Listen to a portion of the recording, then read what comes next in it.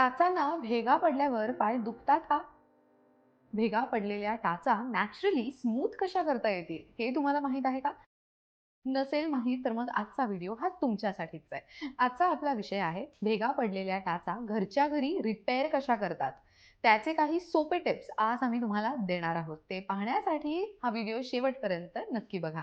तर हिवाळा सुरू झाला ना की ओठ कोरडे पडणं, पायांना भेगा पडणं असा त्रास जाणवू लागतो. भेगा पडलेल्या टाचांमुळे तुमचे पाय खूप खराब दिसू लागतात आणि तुम्हाला खूप अनकम्फर्टेबल फील होतं.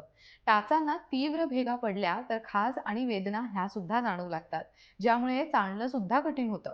थंड हवामान, दीर्घकाळ उभं राहणं, असंतुलित आहार आणि जीवनशैलीच्या चुकीच्या सवयी, जमिनीवर बारीक धूळ यामुळे टाचांना भेगा पडतात. आता आपण पाहूयात सोपे उपाय ज्याने नॅचरली तुम्ही भेगा पडलेल्या टाचा रिपेअर करू शकता.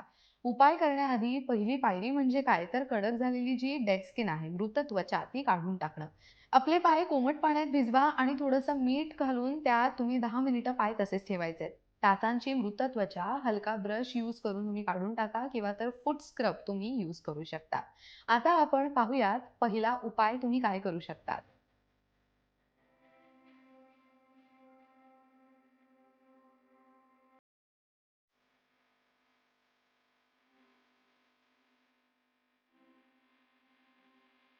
तर पहिला उपाय आहे ग्लिसरीन आणि गुलाब पाणी. ग्लिसरीन त्वचेला मऊ करतं. गुलाब पाण्यामध्ये अँटीऑक्सिडंट आणि दाहक विरोधी गुणधर्म असतात. गुलाब जल आणि ग्लिसरीन समप्रमाणात एकत्र घ्या आणि आपल्या टाचांना ते सरळ तुम्ही अप्लाय करायचे. हे मिश्रण लावण्यापूर्वी पाय स्वच्छ करून मग ते तुम्ही कोरडे करा. असं नियमित केल्याने टाचांच्या भेगा लवकर कमी होतात. नंबर 2, नारळाचं तेल. नारळाचं तेल पायासाठी एक उत्तम मॉइश्चरायझरचं काम करतं. तुमचे पाय गुळगुळीत ठेवण्यासाठी आणि पाय खराब होऊ नये म्हणून तुम्ही दररोज याचा वापर नियमित करायला हवाय. थोडं नारळ तेल किंवा तर ऑलिव्ह ऑइल तुम्ही घेऊ शकता. टाचांच्या इथे जी ड्राय स्किन असते ना ती आधी तुम्हाला काढून घ्यायची आहे. त्यासाठी 10 मिनिटं कोमट पाण्यात पाय ठेवून बसा आणि मग आपल्या टाचांना नारळाचं तेल किंवा ऑलिव्ह तेल याने तुम्ही मसाज करायचंय. क्रॅक निघून जाईपर्यंत ते तुम्ही रिपीट करायचंय. आठवड्यातून एकदा एक्सफोलिएशन करणं आवश्यक असतं. तेल लावण्यापूर्वी दररोज आपले पाय धुवा आणि ते कोरडे करा हे नेहमी लक्षात ठेवा. नंबर 3, कडुलिंब.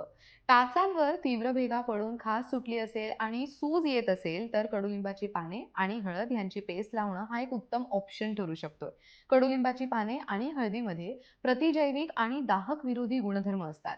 काही कडुलिंबाची पाने घेऊन बारीक करून त्यात थोडी हळद मिसळा आणि भेगा पडलेल्या टाचांवर लावा.